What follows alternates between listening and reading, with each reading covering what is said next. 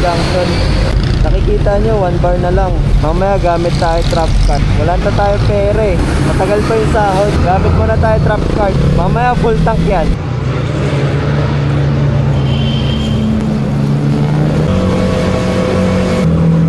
Ang ganda kasi ng gasolinahan din sa taas. 1 bar, magiging full tank.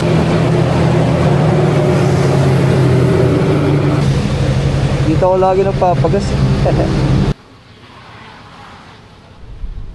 Gamit tayong Petron value card. Ito yung gagamitin natin pang gas. Pwedeng pa-check muna ng points.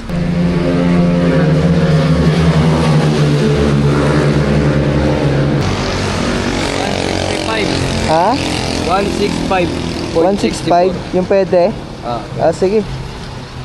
Lahat mo na, bossing. Ganda yung value card mo. Nakala ko makaka-full tank tayo mga 3 liters. Pwede na. Nakaka-survive ako. Kasi wala pa sahod eh. Pecha de Peligro pa ngayon eh. Hindi ako sponsored na nga ng Petron. Pero baka naman Petron. Firma na lang. Thank you, bossing.